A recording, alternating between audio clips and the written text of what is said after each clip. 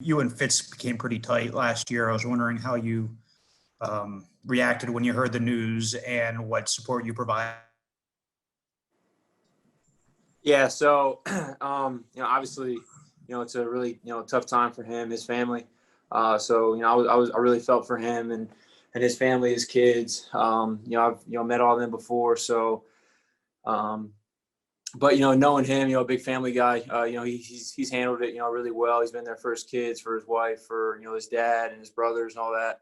So obviously, just all my condolences and wish his family the best moving forward. Adam, go ahead. I wanted to have an unrelated question about the tight end room. Last year, it was basically you and Durham. We got Shaheen in there now. Do you think that might affect the rotation? And could you perhaps see your snaps actually go down this year because of the added depth? I think there's there's a ton of competition in our room, so I think that's just going to bring out the best of everybody. Getting Adam in there, and Chris has done a great job this training camp as well.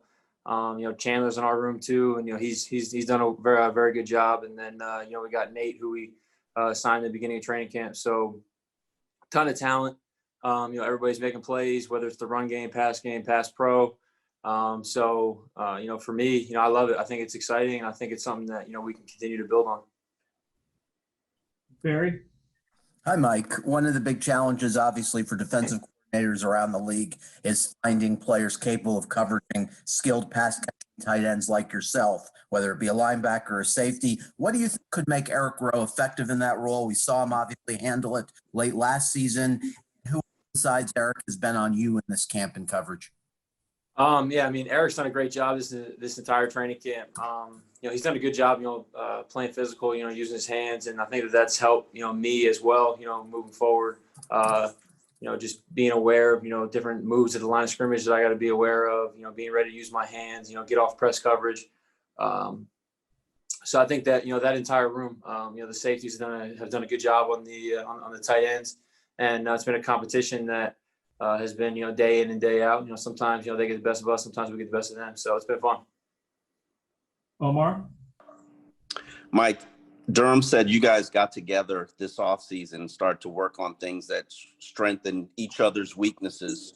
What was that experience like, and what do you feel like you learned from him technique-wise? Yeah, so, I always, joke around with Durham.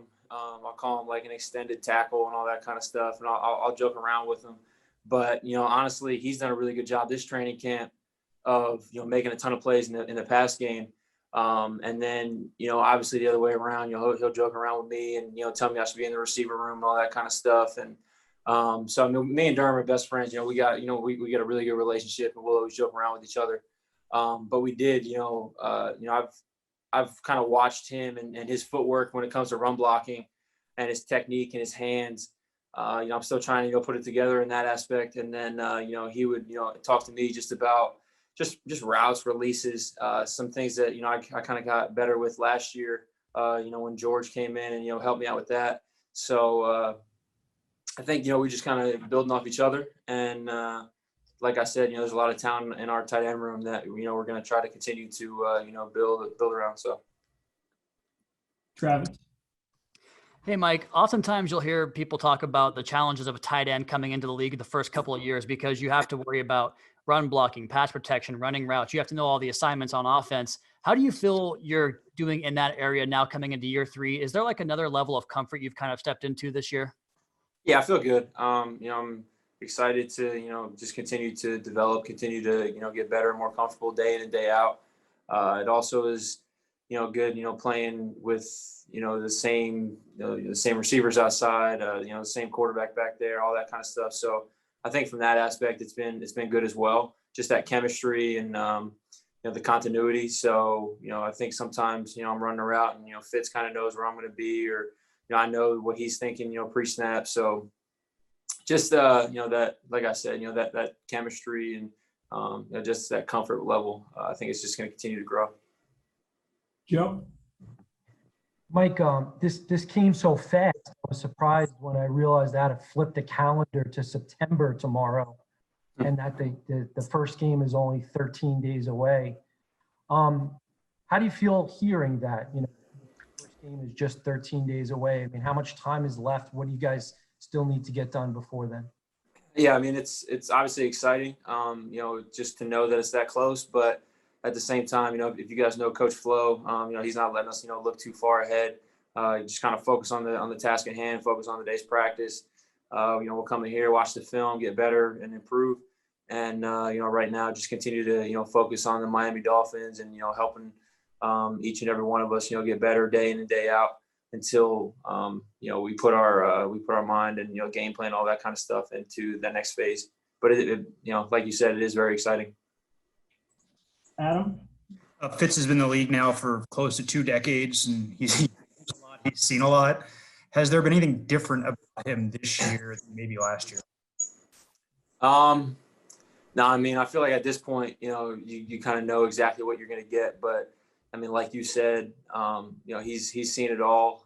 He knows what's going to happen before it happens.